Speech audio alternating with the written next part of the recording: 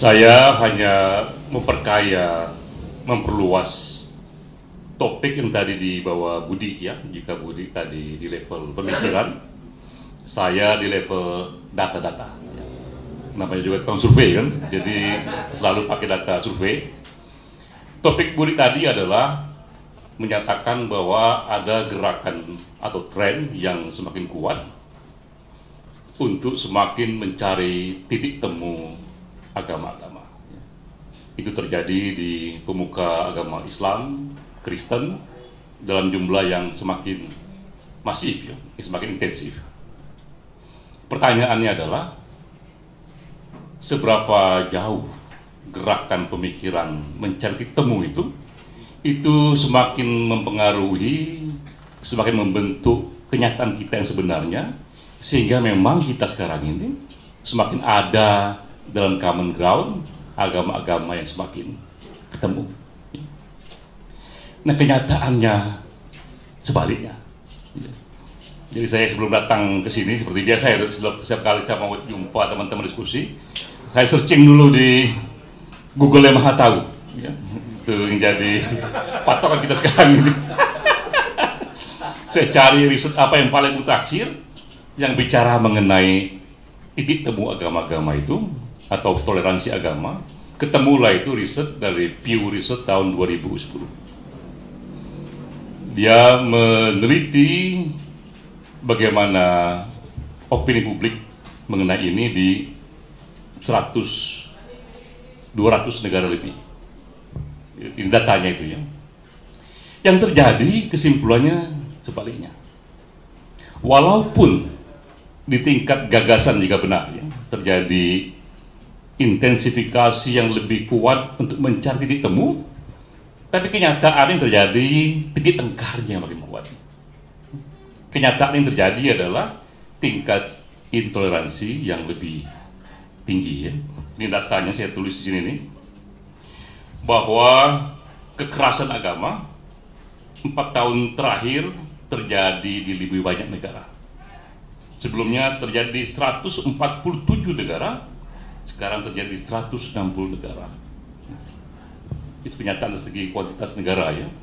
Kedua, diukur dari intoleransi opini publik.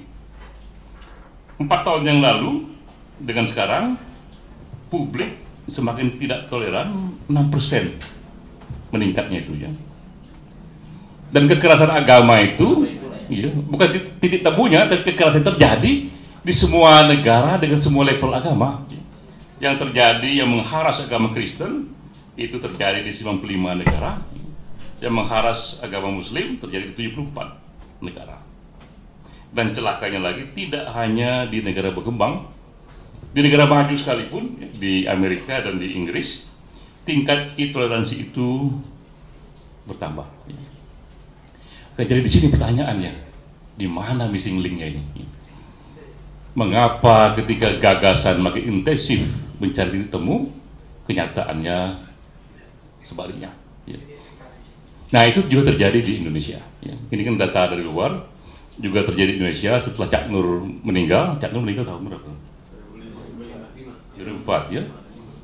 2005, Cak Nur meninggal tahun 2005. Apakah dia mewarisi Indonesia yang lebih damai, lebih mencari titik temu, lebih inklusif agamanya, sesuai dengan yang menjadi cita-cita Cak Nur ya. Yang kita lihat juga sebaliknya ya. Bahwa kekerasan agama itu terjadi makin banyak, dan bukan hanya itu, justifikasi terhadap kekerasan agama juga makin tinggi ya. Jadi kalau kita survei, saya berapa kali cerita soal ini, saya bisa ulang terus sekarang datanya bagus ini ya. Sejak tahun 2010 kita survei sampai sekarang itu pertanyaan yang sama, Bapak Ibu sekalian, apakah menurut Bapak Ibu kita boleh menggunakan kekerasan untuk menegakkan agama? Di 2010 mengatakan boleh, itu di bawah 10%. Sekarang ini yang boleh di atas 20%. Jadi kita lihat, ini kenapa ini ya? Cak Nur ngomong terus-menerus soal inklusivisme ya, dan kita diskusi soal keberagaman, tapi di bawah itu yang terjadi sebaliknya. Di mana missing link-nya? Nah, itu yang harus kita temukan, karena concern kita semata-mata bukan di level gagasan, concern kita bagaimana terbentuknya kenyataan real yang benar-benar melindungi keberagaman. Nah, kita cari ininya, missing linknya. Kalau tidak, kita lebur dalam dunia akademik soal kecanggihan kebebasan, tapi kita hidup tenaga kita di mana kekerasan agama terjadi terus menerus ya. Nah, yang menarik dari data ini adalah data dari negara-negara maju ya, bahwa sungguh pun di sana tingkat toleransi agama meninggi, tapi tetap ada yang namanya plafon proteksi dalam keberagaman. Di sana tetap saja bahwa keberagaman itu levelnya seburuk-buruknya tetap dia di level moderat. Tidak bisa lebih buruk dari itu lagi. Kenapa? Karena ada stabilatornya. Nah, stabilator itulah yang menjadi kunci, missing link dari gagasan yang begitu canggih, makin ramai, tapi kenyataannya sebaliknya. Stabilator itu adalah gagasan itu diterjemahkan menjadi hukum-hukum nasional, menjadi perpres termasuk ya, dan juga kemudian dijaga oleh otoritas politik nasional yang komit pada itu. Nah, itu stabilator minimal yang harus ada supaya kita tidak bingung ya. Di satu sisi kita intensifkan pemikiran keberagaman, di sisi lain yang terjadi adalah sebaliknya ya. Nah, sekarang kita concern pada Cak Nur ya. Kita di sini hampir semuanya adalah orang-orang yang pernah disentuh oleh Cak Nur ya, sehingga pertanyaannya what next ini? Setelah Cak Nur tidak ada, apalagi yang perlu kita kerjakan di level gagasan ataupun di level yang lain supaya nanti yang muncul itu adalah kenyataannya yang melindungi keberagaman, bukan hanya gagasannya ya. Nah, menarik kita explore adalah eksperimen teman-teman ya, teman-teman kita juga ini ya, yang menggunakan momentum Pilpres ini. Jadi Pilpres bagi kita sekarang ini tidak hanya mendukung calon, tapi kita pengen juga Pilpres ini menjadi momentum di mana kita bisa menitipkan gagasan yang nanti harus dijadikan landasan hukum. Nah, kemarin itu kita sama-sama bergerak ya, datangi Jokowi, kebetulan kita dukung Jokowi ini ya, jadi mungkin nggak apa-apa beda dari teman-teman yang lainnya yang ada juga dukung Prabowo misalnya ya. Nggak ada di sini ya, Jokowi semua. Jadi salam dua jari semuanya ya. Kalau yang ada suruh keluar.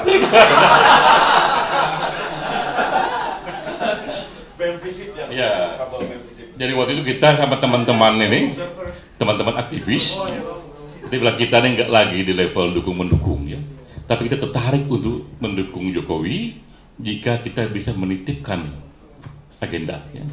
Dan ke teman-teman civil society kita bilang juga bahwa saatnya juga kita jangan buat Pilpres ini hanya menjadi permainan orang partai, tapi civil society juga harus ikut di sana dan menitipkan agenda ya.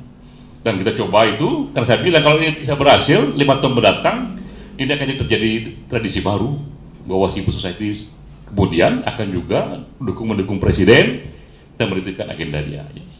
Nah, kita datang ke Jokowi dan akhirnya setuju bahwa dia membuat komitmen yang kemudian kita iklankan di Kompas 3 itu, bahwa jika saya jadi presiden dalam 100 hari pertama saya tangani 3 perpres. Salah satunya itu adalah yang tadinya rumusannya itu membuat perpres tentang melarang hate speech.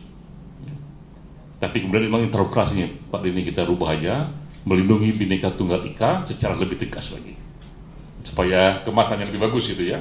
Nah, jadilah itu barang itu ya.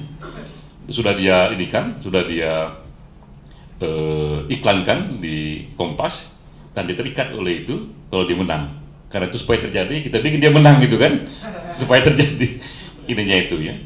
Nah, yang mau saya katakan di sini adalah bahwa kita di sini di samping intelektual juga aktivis ya. Jadi kita bicarakan pemikiran Cak Nur. Jadi summary-nya ini Budi, kira-kira setelah Cak Nur, what next yang kita bisa sumbangkan yang agak beda dengan tradisi digital Cak Nur ya.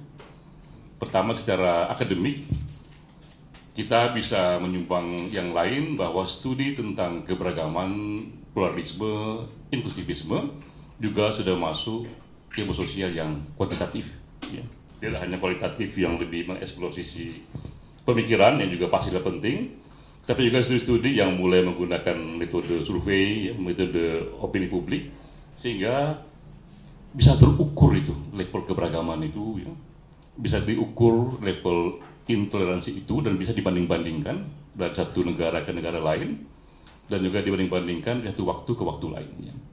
Sehingga ketika kita bicara lagi soal ini, kita punya cara dan pegangan lebih terukur apakah kita dalam situasi keberagaman yang levelnya penghargaannya lebih turun, lebih naik, ya.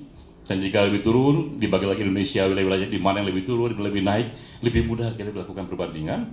Dan itu kajian akademik kuantitatif yang mungkin the next generation setelah si Cak Nur, ya. Tetap topiknya keberagaman, tetap topiknya inklusivisme, tapi dia masuk ke dalam analisa kualitatif. Nah, kedua dari segi aktivisme, yang beda lagi dari Cak Nur adalah kita juga di samping ingin itu terbentuk dan masuk ke dalam mempengaruhi wacana publik, juga ingin ikut bertarung dalam politik legislasi. Bahwa itu pun kita tahu akan jauh lebih kuat jika ujungnya nanti berujung pada legislasi, menjadi undang-undang, menjadi perpres, ya, menjadi peraturan pemerintah, sehingga memikul gagasan ini tersirat di sana, kita pun ikut memperjuangkannya, bertaruh untuk juga masuk ke dalam legislasi, ya. Jadi saya kira dua itu yang membuat generasi kita lebih menambah lagi yang lain yang tidak diisi oleh generasi Cak Nur, ya. Jadi itu kira dari saya, Budi, ininya tambahan memperluas bahan diskusi bahwa ada data di situ dan juga ada action yang membuat supaya tak terjadi missing link itu, tak terjadi antara begitu gencarnya mencari titik temu, tapi yang terjadi justru titik pecahnya yang lebih keras, ya. Wassalamualaikum warahmatullahi wabarakatuh.